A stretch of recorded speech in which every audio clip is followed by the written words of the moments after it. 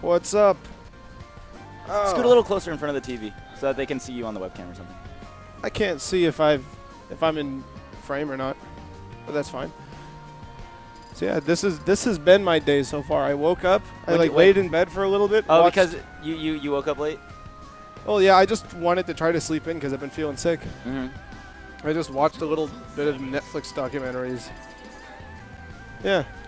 All right. So I guess I gotta get into this. Let's talk about Ivysaur. So Ivysaur, where do I start? There's so many ways to do a guide. Yeah. Okay. It's hard to say which is any better than the other. Pick a stage. Just pick Battlefield. Okay. And the way we started the other guide is, what do you think are Ivysaur's greatest strengths as a character? All right. Well, and then we'll go in depth into each one of those. All right. So first of all, let's just say Ivysaur's place in the game. She's a zoner, which means in the fighting game world that she gets around by fighting people at a distance rather than fighting them up close. Okay. Her up close options are a little bit limited. She's what I would consider a mid-tier character in PM at the moment. My opinion could change. Sure. It always has. But yeah, I feel like her pros, I think the biggest pro is that she has a really unconventional moveset. As far as Smash characters go, she's got a lot of very strange moves that you would never find on any other Smash character. Okay, like, what are examples? Like this. Moves that like have their own momentum built in that aren't specials. Her up air sends her rocketing downward.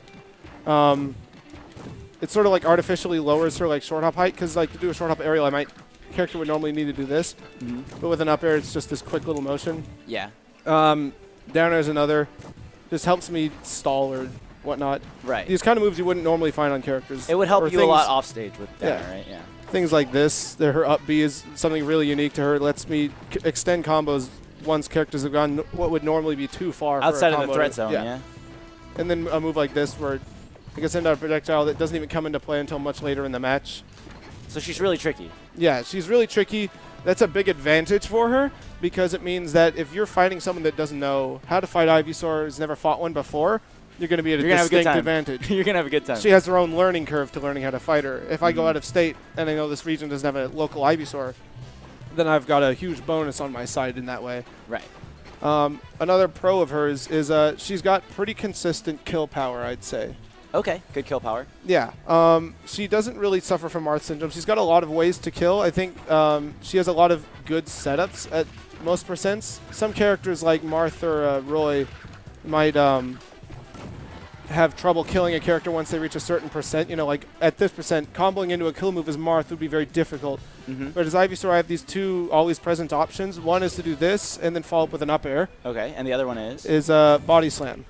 Ah, yeah. Yeah, up air has a body slam hitbox, which you can see right there. It starts to pop people up off the ground at around 100% cast Wow, wide. that's perfect. Yeah, at just about 100, you can start banking on that. And it leads into a lot of things, but I think the best of them all is to go into up smash. You could potentially go into like up tilt into up B, but up smash is just usually such a powerful move that it's safe anyway. Okay. Down tilt always tends to lead into up air. It doesn't really seem to matter which way they DI it. I think if they DI it away, then they get sent straight up, basically. Yeah, then that would make it harder for me, but people don't usually do that. So down tilt and up, the body slam hitbox always mean that I can get a kill. I don't really suffer from Marth syndrome. Okay, cool. And as far as killing goes, I think Ivysaur favors more killing off the top than off the sides. Just because her up air and up smash are such powerful moves. And they're have very reliable consistent setups. Yeah. So that's a pro for her. Another pro is her disjoint. It means that in the situation where you know what someone's going to do, or if you are throwing out an attack to try to intercept someone else's attack, you're probably going to win because you've got disjoint on your side. You don't have to worry about trading. So she can have a really safe neutral. Yeah, like in neutral, if I know that you're going to like jump onto a top platform, which I like on Battlefield particularly, I can throw it like a back air, and there's almost no chance that you're going to beat it out. Yeah. If I know where you are and I throw out the move, I'm pretty set. I don't have to worry about another factor. I just have to know what you're doing. Let's see. What's another strength? She's relatively hard to combo. Right. So you have a lot of ways to relieve pressure as Ivysaur. Yeah. She's a relatively hard character to combo unless you're like Captain Falcon or Marth. But all right, let me do up air chains on you. or Yeah. on this side, so I can get like 2 in before. Yeah, so like I can't really, because you alter your vertical momentum. Some characters thrive on combo weights like this, but for the most part, she's pretty hard to combo. Another strength is that she's got a pretty good recovery. I feel like there's almost always something I can do. Against seasoned players like yourself, I might not be able to, recover every time. You'll get the edge hog, which is the hardest part. But even then, I can like reel in on stage, land on the ground, like fast fall, and then I'll be able to have my jumps back and get another try at it. My recovery's very good. I might take some damage in the process, but I'll usually make it back. Right. As a tether character. Yeah. You know? I think those are her main strengths. Would you agree? I believe so. So just to recap what it was Unconventional moveset. Okay. Reliable recovery. Good kill power. Yeah, consistent kill setups. Pretty good kill game in general, her strength. And there was something else. Range, zoning. Yeah. She's got good range. Okay. Yeah, and where would Solar Beam fit into this? Because I would definitely put Solar Beam as a plus, the fact that you have that in your pocket. Yeah, it's weird because it only happens. It's a move I only use twice per match, but it means that if I use it right, I can really even things up. If I'm just to talk about Solar Beam as a move, I've learned through time that my favorite range to use Solar Beam in is from 60 to 90%. If someone's below that, it'll probably not kill. If someone's above that, then it probably won't be worth it to kill them. 60 to 90% is the range that I go for. If they're above that, then I'm you probably just wait for the next stock. Yeah, I'm probably just gonna like try to kill with a back air or down tilt to up air or something like that, and then I'll move on. I don't know how much to say about Solar Beam affecting her as a character. It's just this kind of universal thing to her. It affects all matchups about the same way. It just means that if I'm a little bit behind and I have got a Solar Beam, then I have the chance to really even it out. And it's like a natural part of her character. It's not like it's part of like what's considered in balancing her. Right. But despite that, it's a huge momentum boost to be able to have a character that plays like this in these big swings back and forth. Because I could ride the momentum of the Solar Beam and continue on and try to make a comeback or something like that. Yeah, so you can make two stock swings really easily as Ivysaur. Because if Ivysaur didn't have Solar Beam, she might need to just be stronger in other areas. And then her momentum might just be more natural and sort of steady throughout the match. But with Solar Beam, it means that I get these huge boosts that go in my favor. But yeah, those are her pros. Do I talk about her cons, I guess? If you want to, or if you want, we could. Let's talk about her cons. What makes Ivysaur weak as a character? Oh, sorry. Because you do put her at the mid tier. Yeah. I feel like Ivysaur, in terms of matchups against the cast, has a pretty fair amount of good, bad, and even matchups, maybe a third each. And that's not bad. It wouldn't be bad for most characters. I think what's unfortunate about Ivysaur is that her bad matchups happen to be the most prevalent characters in the game. Okay, so who are her bad matchups, for example? I think her worst matchups are Captain Falcon, Diddy Kong, and the Spaceys. Okay. Generally all very speaking, common characters. Yeah, especially melee characters. Generally speaking, the kind of moves, the kind of attributes and strengths that make a character good in melee, like having quick mobility, safe shield pressure, these kind of things tend to be the kind of things that give Ivysaur a hard time. Why would they give Ivysaur a hard time? The big reason is that Ivysaur doesn't really have an out of shield option. Most characters have at least grab out of shield. But Ivysaur's is, let's see, how many frames is it? It comes out on, let's see. I'll do the frame thing. 1, 2, 3, 4, 5, 6, 7, 8, 9, 10, 11, 12, 13, 14. And those outer two grab boxes will not grab someone that's in the air either. Okay.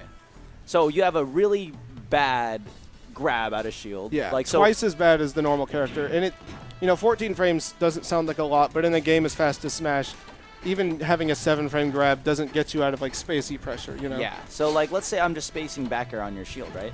Yeah. What is your answer as an Ivysaur? Generally my answer would be to get away and start spacing out my own back air. Honestly, anytime someone gets in on my shield, you've sort of lost as Ivysaur. That's her game plan is to keep you from getting in on her, or at least getting in on her on your terms.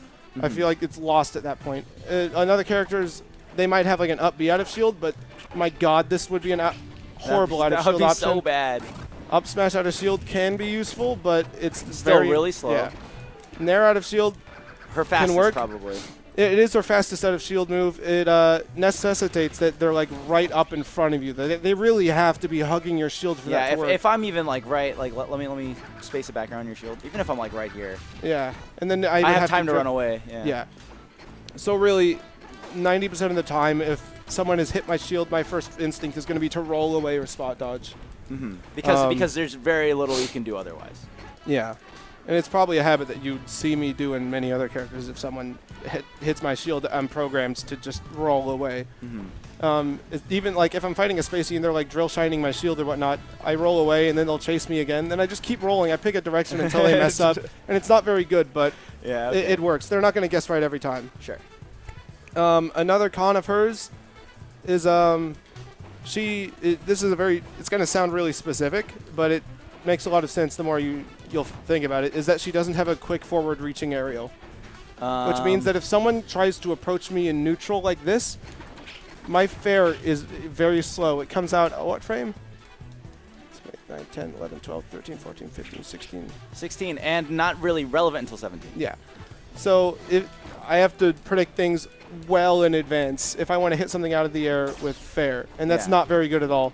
And Nair has no range to it. It'll lose to many moves in neutral. So if someone tries to rush at me, if someone really jumps at me fast, it's going to be a really hard time to catch them out of it, to snuff their approach.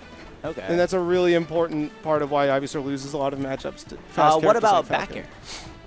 Because it's not forward reaching, so there are different applications for back air. But back I would air say is back air is really faster, right?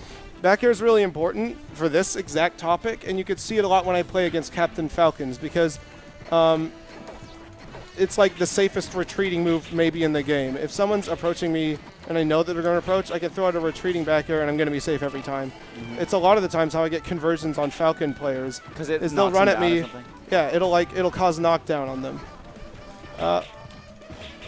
And then I can it might just knock them onto the ground, and then from there I can work with that and I can try to tech chase them. But a lot of the time my time in neutral is just getting someone to approach me, just harassing them, and then when they do, I'll maybe retreat back air against a Falcon, so to say, and work with that. The neutral is where it's really what defines Ivysaur as a character. It's either very hard or very easy. Okay. There's slow characters, fat characters that Ivysaur can throw out Razor Leafs and zone, and it just have a really easy time with, and there's not a whole lot that they can do to threaten her. But faster characters that can cut through her Razor Leaf or get in before I can throw out my fair, characters that make me want to anticipate their approach and throw something out that they can whiff punish me for that, it's very difficult to fight them, especially when a lot of those same types of characters, these fast characters, tend to have really good shield pressure, which then so it magnifies compounds the disadvantage. that it disadvantages me in neutral, and then once they get in, it's another disadvantage entirely that I have to be faced with. Another con is that she's a somewhat squishy character. She'll die at pretty relatively early. Yeah, I think as far as the weight and fall speed classes of the game go, she's right at she defines the bottom third of the cast. She's like right on the bottom third line of floatiness and weight. Yeah. So, I mean, it's not as floaty as it gets. She's not Jigglypuff, but she'll die at maybe... Once you hit around 80%, you have to be worried about dying from, like, most kill moves. Right. You mean just KO'd off the blast zone? Yeah. Not even, like, leading into edge guards or whatever. Yeah, I'm sure if I DI'd, you're fair wrong at this percent from, like, I don't know, like, right here. My fair is really... I meant your bear. Oh, my your bear is, like, your main kill move. Yeah, then I'm gone. Whereas like a sturdier character like Wario or DDD could live foreseeably until like 150 from it. Yeah.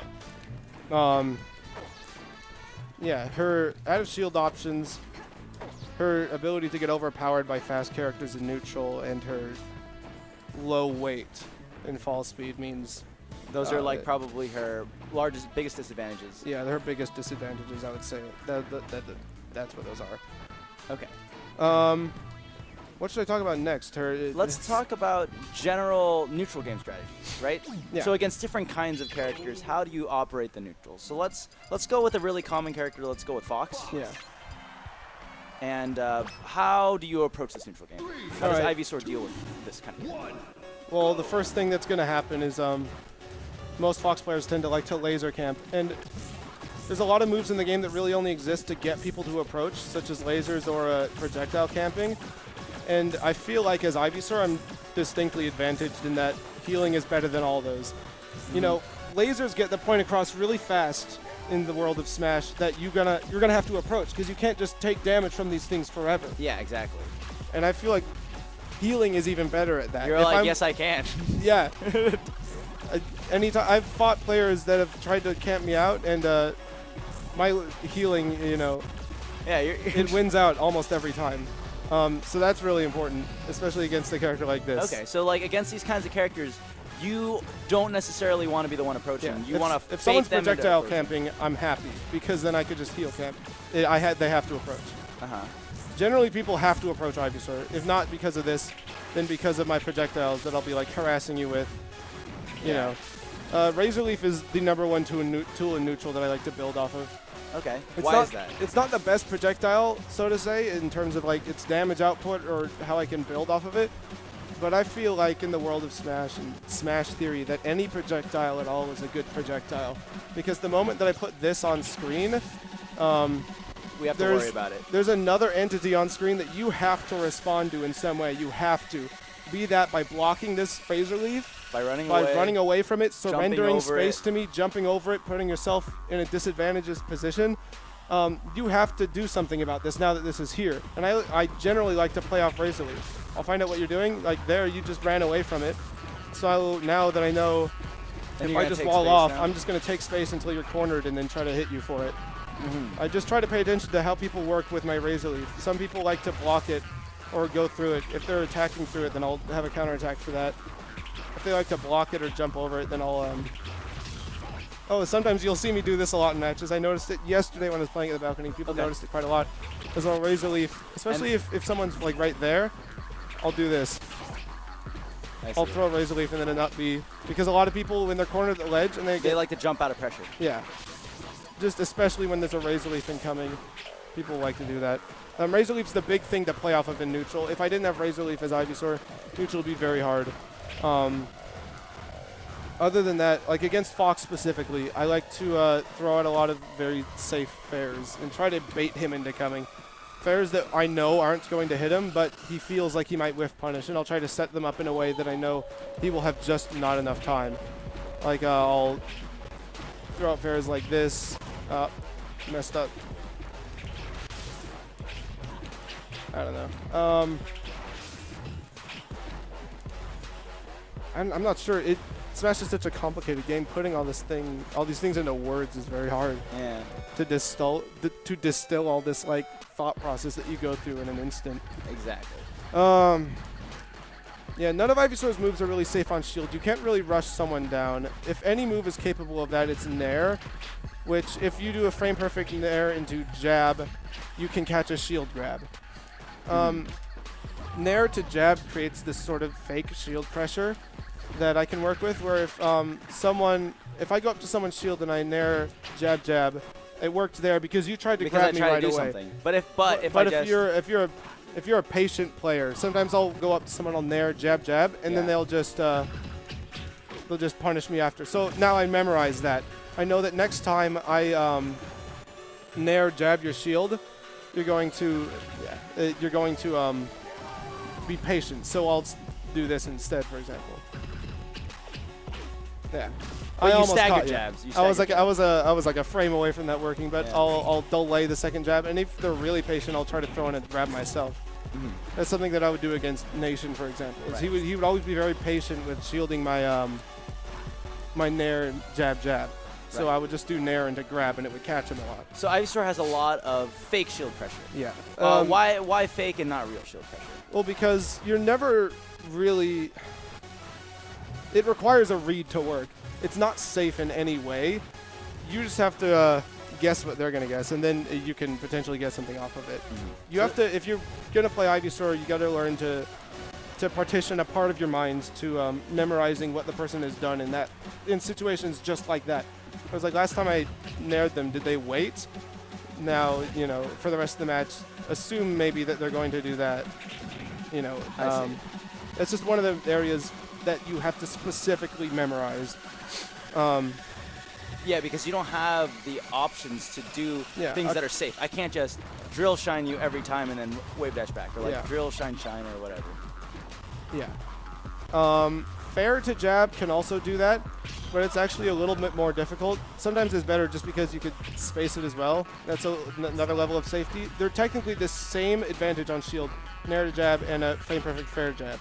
It's just that nair has a landing hitbox, so no matter how I time it, I'm always going to get the correct timing. That's why I like nair jab a lot better. Plus, if I'm really up close to someone and I nair them, I can try to drift away or even like cross drift back and shield poke. Yeah. Yeah, as far as approaching goes, I approach behind Razor Leaf. Sometimes if that's not enough, I'll throw in seed bombs as well. It's not a particularly scary move, but people tend to act afraid of it. Like, if I'm fighting another Ivysaur, I'm not really going to be worried about, you know, this, because almost any attack can beat it out. At least if you have an attack that hits above you or around you, like Ivysaur's nair. But I like to throw them out anyway, because people tend to surrender a lot of space to me when I do that. And then once they're cornered, then it's a lot easier to work with that. I'll try to mention something about neutral more if I think of anything, but as far as once neutral's over and I've gotten in, a grab is the best thing. Down throw is Ivysaur's best combo starter by a long shot. There's no other move that really starts combos as well. Down tilt is only reliable at starting combos at very late percents, because reset your percent. Because at down tilt, okay. Any move that combos into a kill move at late percent has really low growth.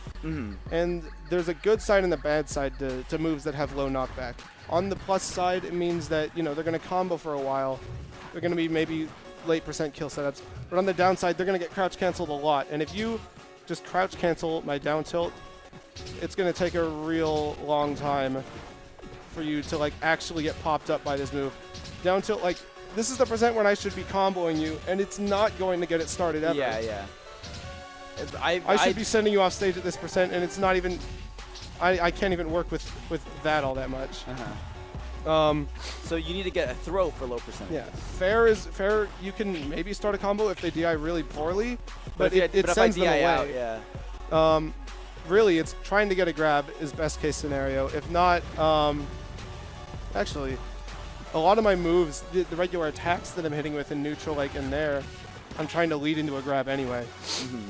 And once I've got a grab, I can actually talk about her throw game. Sure. There's a lot to talk about there that's deliberately designed. By you. Yeah. Yeah, and I think it works out pretty well. Her down throws are a big combo starter. It could even chain grab spacies at low percent, which a lot of people don't know. Wow, didn't know that. Yeah, it requires them to not DI out. Yeah. I think if they DI out, I'll DI, no DI. Yeah, spacies are a little bit different. You want to switch to someone else, in fact? Sure. Marth?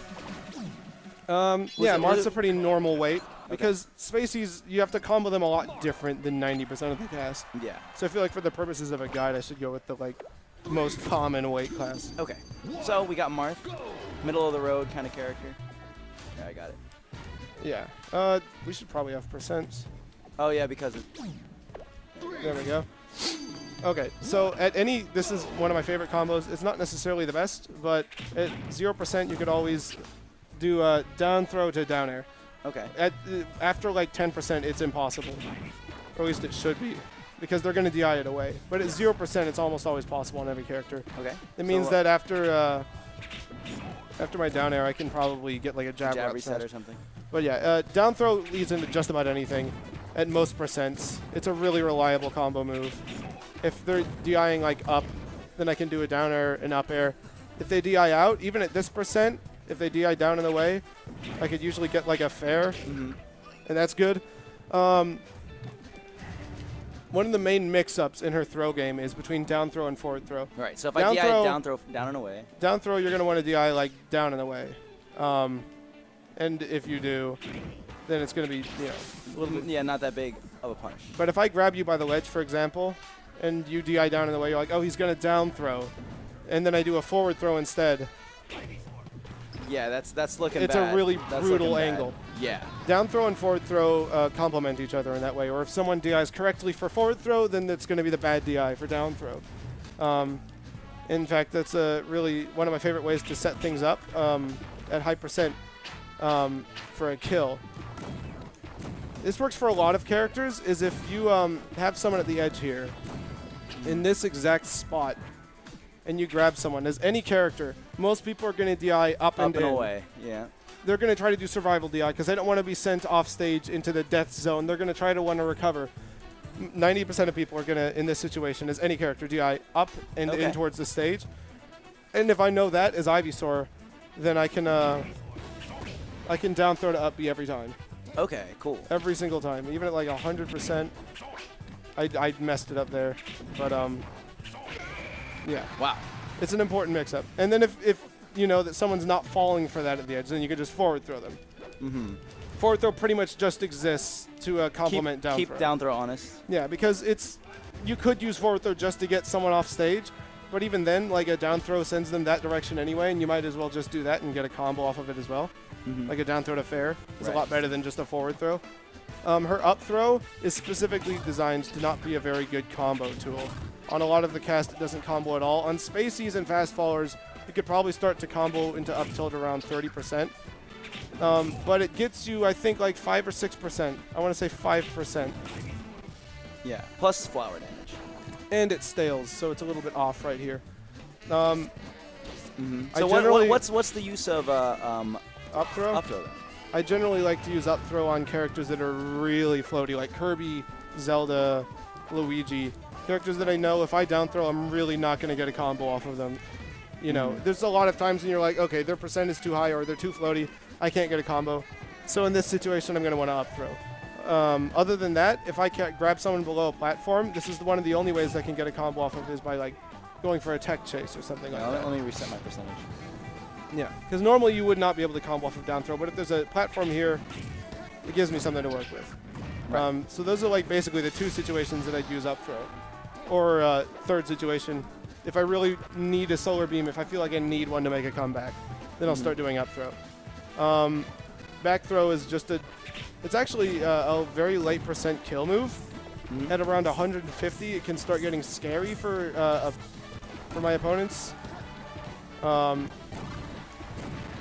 Other than that, it's the only throw that I've got that will send behind me. All the other throws will either send in front or above. Right. And if they DI survival DI, I want to see survival DI. Oh my god! Which almost I don't usually get the chance to do that because it's outside of your Goldilocks solar beam percentage. Yeah, and also it tends to only work at very high percent.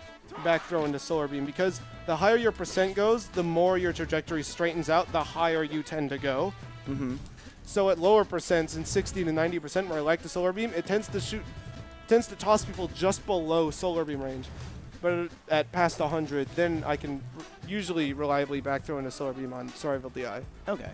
That's about all there is to say about her throw game. Other than that, her pummel is a really gives her solar beam. Yeah, it gives her solar beam, heals her a little bit. It's something that I personally don't do enough of.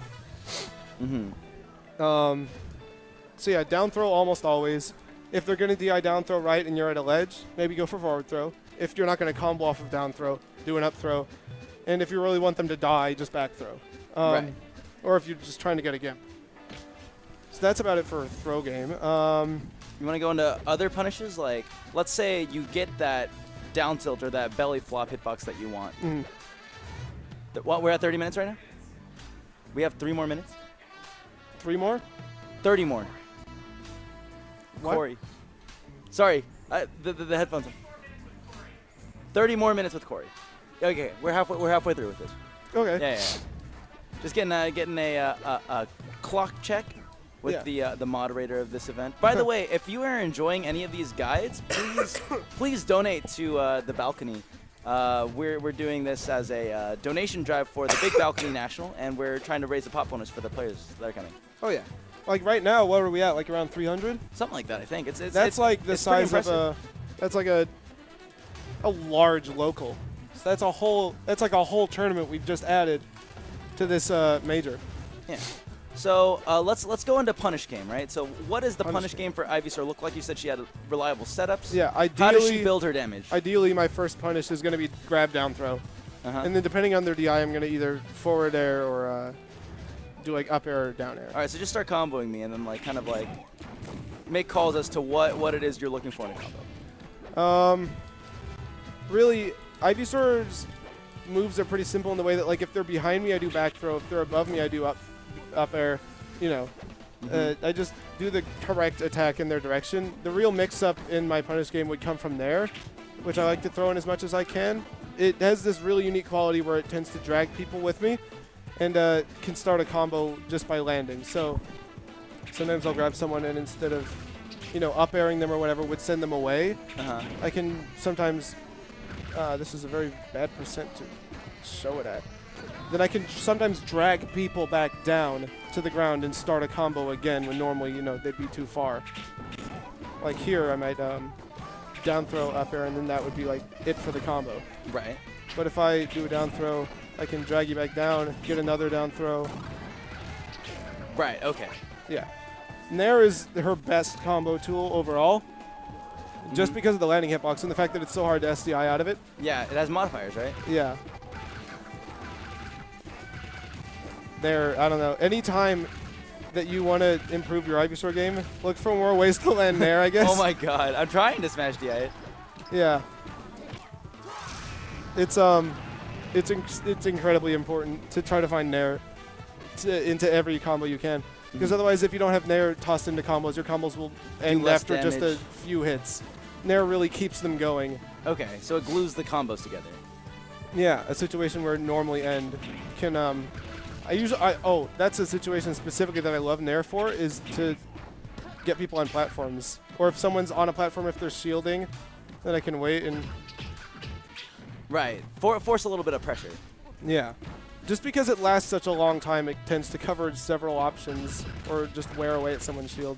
I don't know. Nair is a really, really good move. Her combo game. Okay, so one of the big things about her combo game, about any combo game, let's see, where do I start?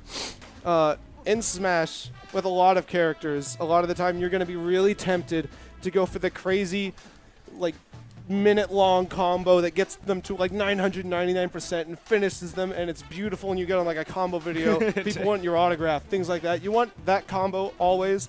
As a Smash player, it's so tempting, but it's really important to know when to finish your combo. And one of my big periods of growth as a player came from reminding myself while I was playing, constantly saying the phrase in my head, this combo is not worth doing unless it leads into a kill.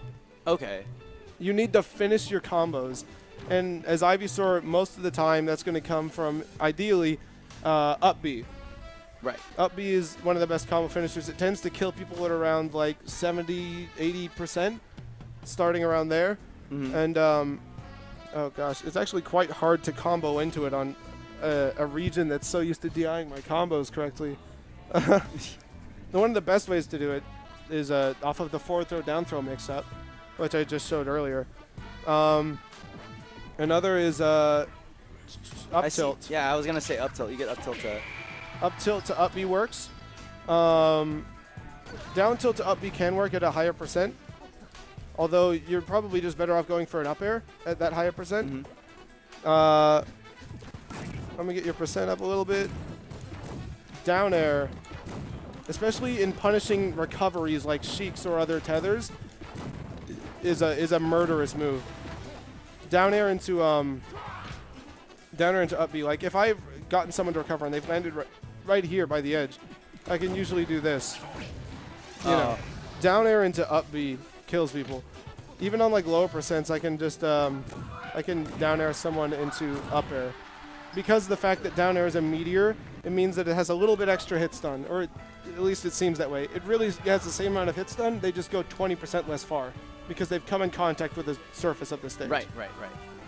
The same way you might have noticed your hit stun feels a little weird if you've been hit against the tree on Yoshi's, or on a Pokemon Stadium, or Hyrule Temple. Oh yeah, that's right.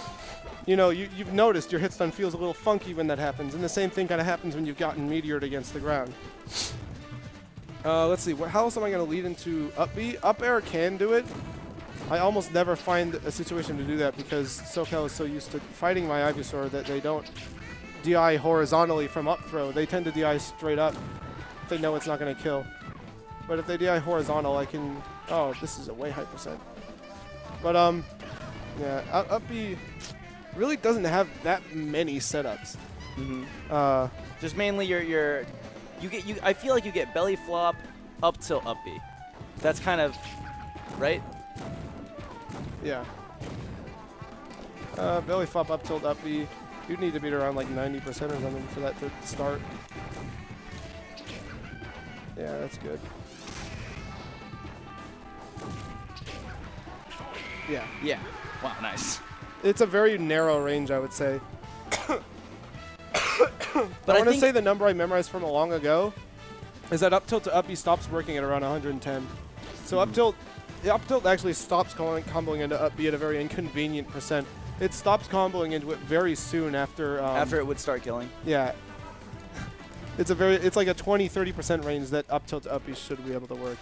Yeah. I mean, I feel like you have a lot of different moves with a lot of different utilities. Forward air. Okay. Forward air leads into up B quite a bit, especially on people that aren't DIing or are DIing in. If I get your percent up a little more, it should work. Because I know I've gotten a lot of combos. Do like a buffer jump. Okay. Just like hold up and. Okay. Because then it's like rhythmic and I can work off of that. I've gotten a lot of kills. Oop.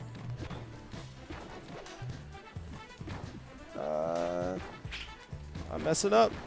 Oh, buddy. Oh, I messed up again. Whatever.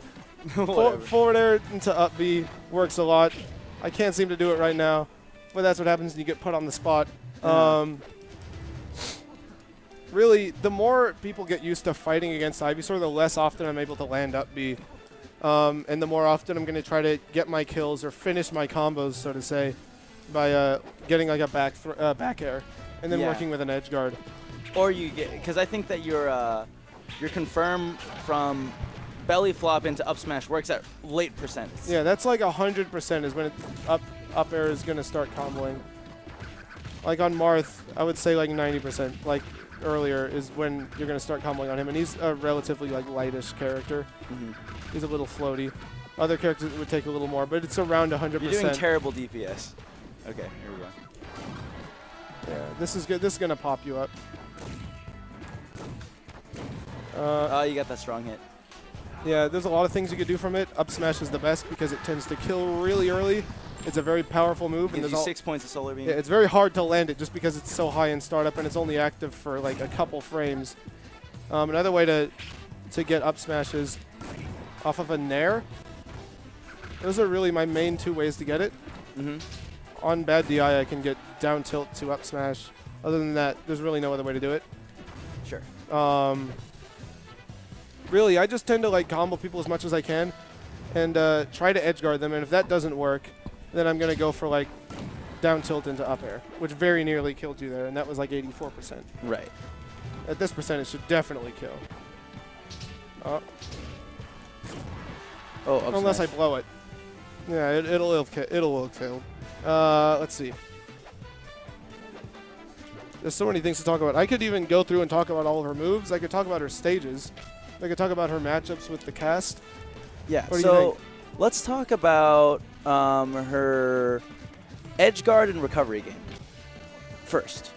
All right, you know what I mean? So me edge guarding someone, 9 out of 10 times it's going to be back air because in my view of Smash theory, what makes characters good or bad at edge guarding isn't about like simple rules like do they have a disjoint, are they a floaty? It's about how much of the area off stage can you paint in red in half a second.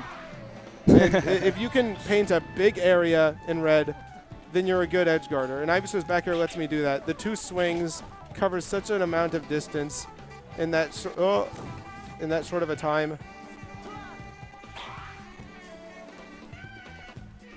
Yeah, so like Even if I like fast fall with it too. yeah, then you can kind of. Flaminita called it, because he used to do this with DDD's backer, he called it like a cascade of hitboxes. It is. What's really important about the first hit, there's advantages and disadvantages. The first disadvantage is that someone could crouch cancel and shield the first hit, and I will never be able to land the second hit on someone that's on the ground. So it's really, really quite awful at killing anybody on the ground. But in the air, it means that I get like 2 chances to hit him. If I hit with the first hit, it's probably going to hit the second time. Right. But if I miss the first one and I get the second one, then I win either way. If I can see how they're gonna recover and I can land a backer, then I'm good. I can try to kill people with the body slam hitbox on up air, but it is negatively disjointed. Oh, so I could like probably beat through it. Let's take a picture. Oh. Yeah, you're trying to go through frame advance, or? I thought I was, but this is better. Okay. Yeah, you can see her little belly sticks out there. If someone throws at any attack, even an attack that doesn't even necessarily hit upward, like Wario's Nair beats out my up air. Oh, because your belly's exposed? Yeah. So any attack thrown out at all will beat out my up air, as long as you see it coming. But most people don't, and so this surprise meteor tends to kill him. But again, like it doesn't even send in the hit stun until around 100%. Yeah. It's more just a freak you out move. Yeah, I don't use it regularly. I'll use it maybe once a set, and someone will get caught off guard. Yeah. Let's see. Those are really my main edge guard tools. Okay. Other than just like making use of the fact that I can reel in instantly. That's a huge thing about Ivysaur that sets her apart from the rest of the cast, is her ability to reel in instantly. So like, let's say I'm trying to get you off with a fair or something, right? Then you can refresh invincibility really fast. Yeah. Especially if I do this trick. If you're an Ivysaur player, you have the ledge, you jump up B, you sort of dangle right above it. And it's incredibly easy to pull that off. And it means wow, so this is like a very specific anti-Marth thing you do. Yeah. Oh, I was really high. I was really high. I went really high. It is distinctly useful against sword characters.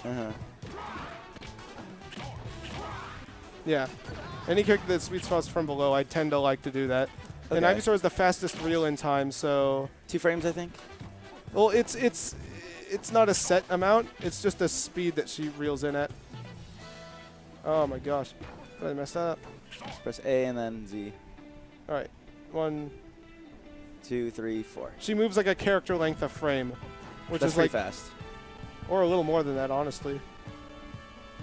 Yeah, yeah. So if I'm up here, I have it's 2. like 2 frames and then I'm there.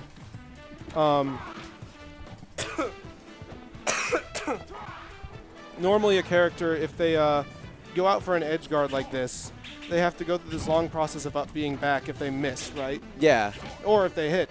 But in Ivysaur's case, if I miss, I can still like reel in. You have a second chance. There's almost no downside to me missing my edge guard because I can reel in so quickly. That's a unique strength for tether characters, and I'm sure it's Zero's to use. Yeah, I have a very similar opinion. Let's go into your recovery. Like, I know you have a couple of key mix-ups that you have. Yeah. Go over them for the other Ivysaur mains. All right, so the main mix-up is if I get knocked off stage. Yeah, let me get you with the sour spot. Best case scenario is to do that. Fire a seed bomb, angle it to the right, at around like where I was just there. Because it means that when I come down, it's gonna hit the ledge. Oh wow. And that outlasts all the invincibility, which is the useful part about seed bomb over Razor Leaf. Is as long as I'm within this little range, I would say like this. This line that's drawn from the edge to where I am and then continues outward, maybe even hugging the stage a little closer. This is the range that I can do seed bomb in, and it'll hit the ledge. Okay. I have to be real close for that, so that's usually not the best option for me. Let me forward smash you so it could happen like more naturally. Center stager. There we go. I usually like to throw in a jump for it because doing a down B means that you could accidentally fast fall. Oh, right. So I usually like to save my jump for that.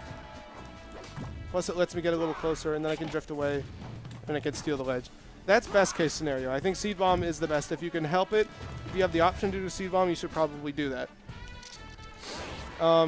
Next best option is to Razor Leaf, right? Razor Leaf. Again, if you can save your dare and your double jump for it, that's all the better. Forward smash me to the other side. I'm going to try to save him. Because then I can more reliably wait out your invincibility. Right, because like Ivysaur... Okay. There you go. Sorry, I might die. Yeah. Okay, I'll get you to like 90 or something. But I would say that I think that the Ivysaur recovery game is all about finding ways to get around your opponent's invincibility, right? Yeah. And that's why waiting and trying to save your double jump is so important, because her double jump is very floaty. It takes up a lot of time. If I don't have my double jump, I'll try to recover with that one. Then I got this Razor Leaf. And you, oh, yeah, I was bad. Bad. Yeah. I only have a little bit of space to work with. Yeah, that's... No, I'm in the middle of a thing.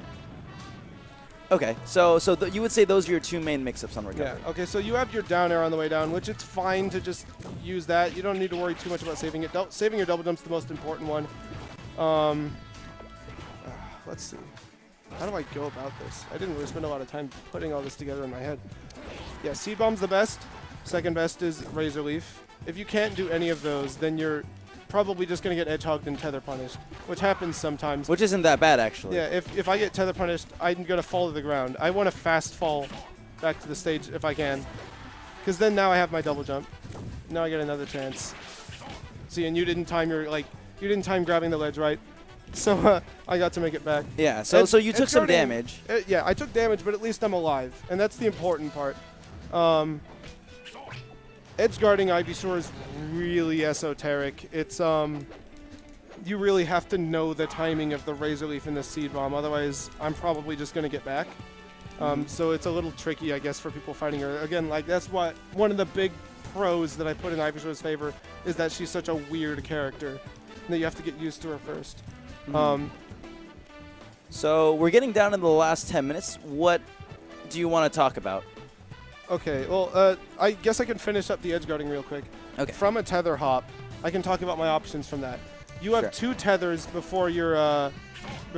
So that's one, that's two, and now I'm done. But that little up B, Ivysaur has the unique ability in her tether to where her little animation pops her up a little bit. It pops her up just the same amount, the exact same amount as you just doing an up B like this. So you might be familiar with the height by thinking about it in that way. And if I use it right away, I can make it back on stage. If they don't see that coming, I can air dodge on stage. Oh, okay. You can still make an air dodge. Yeah, on some characters I can nair and drag them down. Okay. There's a lot of things that I've found over time that are useful. Edge cancel. I can edge cancel. Yeah. So now I've got all my tethers back. This is all very useful against the players that like to wait you out, you know, because there's two types of players that edgeguard tethers. Ones that will go up and hit you immediately, and in that case, most of these don't matter. And then some of them that will just wait you out forever, and then I have a lot of mix-ups there. I feel completely safe, to be honest, with the amount of mix-ups that I've found at the ledge. Oh, and another really important tool for Ivysaur, let me get your damage up just a little, is that if I know that I'm not going to make it back, or if I know that... Oh, I know what you're going to do. Yeah. Or if I know that if I do make it back, my stock probably won't take much. Like, for example, let's say I've gotten knocked off stage. I'm at 110% against the Lucario that I know as soon as I reel in, he's going to jump up and nair me from the ledge. And my stock is going to be gone. What I can do, and this works against pretty much everyone, is kill them like that. And I do this very often. Yeah. In fact, I discovered it on accident once, and I thought about it, and like, hold on, this is really good. Against fast followers, that can kill at 0. Falcon will die at 0 from that move. Oh my god.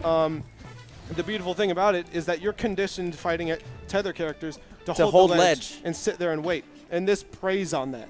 Because if you sit and wait, that's exactly, you're making yourself super vulnerable to this.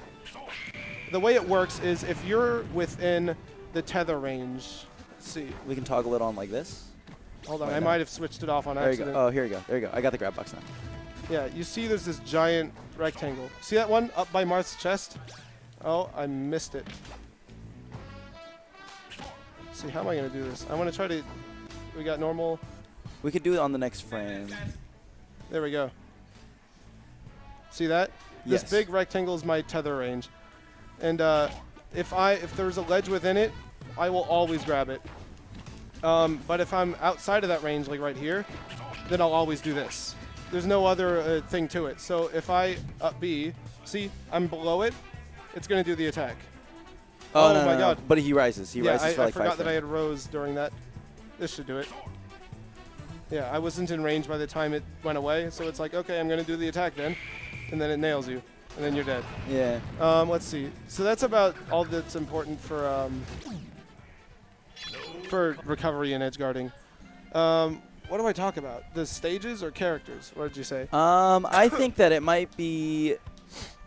Let's talk about the characters that Ivysaur does well against and the characters that Ivysaur does poorly against. Because we kind of went into that a little bit, but let's flush it out a bit. And then what stages, you know, they kind of are coupled together.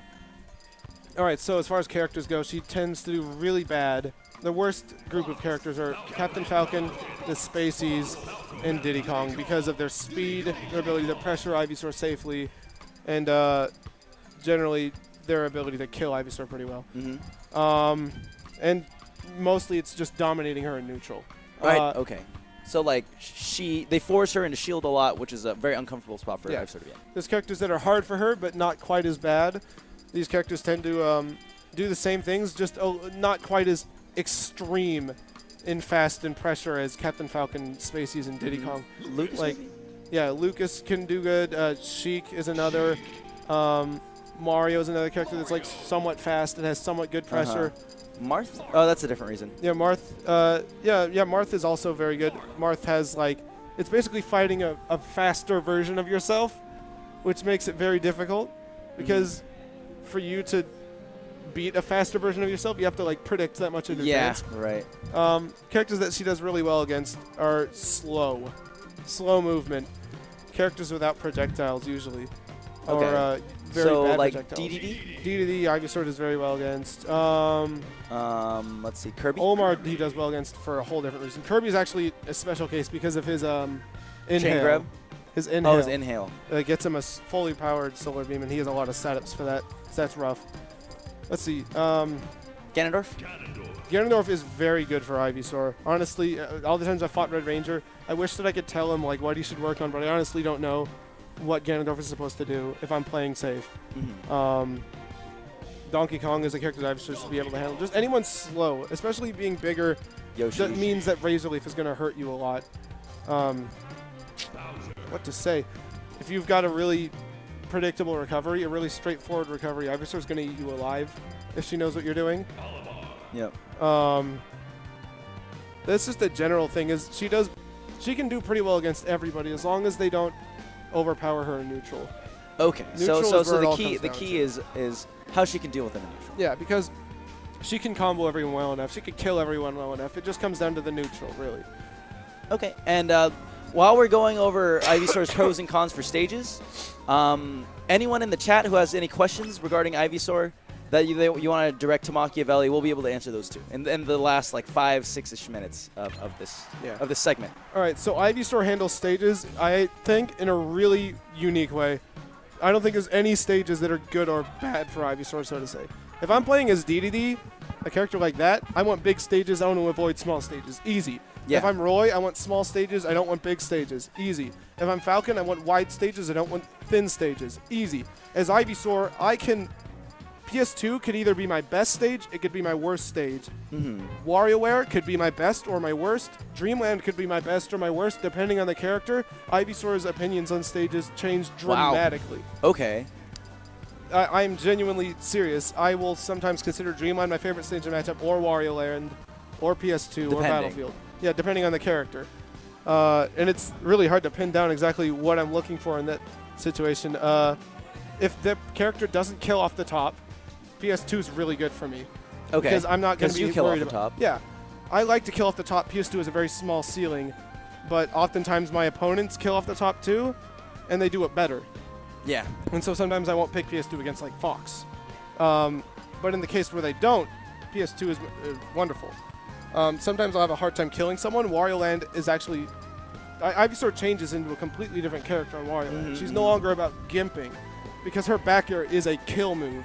Yeah. At crazy percents. Not just because of the knockback, but because my back air can lead into another back air. Fly out there, too. Yeah, I can just raw back air and kill anybody at like 50% on this stage. As long as I can avoid getting killed off the top, Wario Land is fantastic. Dreamland I really like versus characters that it's going to be the waiting game with. If I have to play a really patient neutral, Dreamland is going to be perfect for me. Gets you a lot of solar beams. A lot of space to work with, a lot of time to charge, a lot of time to set neutral up the way that I want. And I'm going to be able to live a long time. I'm going to be able to recover from everything. Green Hill Zone I really like against the Spaceys, against fast followers in general, because any hit, any grab is a grab at the edge of the stage, and it means that I could kill them, I could gimp them from just about anything. That's really important, because on PS2, if I grab Fox, they're probably not going to end up off stage. I'm probably going to have to beat them up a little bit. Yeah, they have a lot of space to work with. Yeah, I'm probably going to have to push them a little further to get that. But on Green Hill, Fountain, either of those stages, they're quite similar. Where if I grab someone and I back throw, they're going to end up off stage. I don't care who they are. I don't care where I've grabbed them. They're going to end up off stage. And with Ivysaur, if I make 1 or 2 good reads off stage, that's a stock, regardless of their character or percent. Yeah. Battlefield, I think, overall is my favorite stage. As a player and as an Ivysaur, I really like the way that Ivysaur works with the platforms. As a player, I like to read people's movement and how they like to work with platforms. If I notice that someone likes to waveland on platforms a lot, I'll call them out with a back air. A short hop back air will cover a platform. An up B will cover it. Seed bombs will cover any platform without me needing to jump up there and commit to it. An up smash even will poke the platform as well. A lot of Ivysaur's moves barely hit through those platforms, and just having those there as well. If I like duck under a platform and start throwing razor leafs and back airs, I'm walled off from every side. Yeah, you're like you have a nice little house. Yeah, I think Battlefield lends itself very well to Ivysaur. It's got a somewhat high ceiling, higher than I would normally want. Yep. But the platforms sort of alleviate that, where I can combo off of them, and it makes up for that fact, and I can land up airs a lot easier and kill. It also has a huge offstage area, which is something that's universally good for Ivysaur. It's good for Ivysaur. Because Ivysaur, like I said, can like high ceilings, can like low ceilings. One thing that's always good for her is large offstage areas. Because I'm not going to get boundary kills. I'm not going to be killing people from the center stage. I'm going to be killing them from like gimping them or back airing them or whatnot. Right. Okay. I really like that against all the characters. It doesn't really hinder me in any way by having. If there was like a small stage that had like infinite blast zones, that'd be perfect for me. My recovery, my up B goes so far horizontally, I'm going to be able to recover pretty much every time. But I can't say the same for my opponent. Yes. Okay. Yeah. So I don't know. Battlefield just really works for me. It also has the little ledges that I like to up B people off of. What about Final Destination? That's a very polarizing stage. Final Destination I really like versus specific characters like Luigi, Samus, and Ganondorf, and Mario, who I can juggle. Once I hit them up into the air, it's a really simple algorithm. They're above me. If they try to come down on top of me, I do a sour spot up smash. If they try to go a little bit further than that, I down tilt them. And I can always hit him with one of those. Oh, wow. You're not going to outrun me so fast that my run and down tilt isn't going to be able to catch you. I just have to make the right call. So FD is fantastic for that. Characters like Luigi and Samus who have really poor air drift, mobility. Yeah. They stay in the air for a long time. I'll try to make full use of that. You'll see me counterpick a lot of characters to that. Sheik as well. Just because recovering as Sheik on FD is terrible. With no mix-ups. All right, I think that's gonna just about do it for this portion of the Ivysaur guide. Yeah, I've been wanting to make a guide for Smash boards or something like that. I've just been procrastinating a lot, so yeah. So I mean, at least this is a good starting point. Yeah, this is good.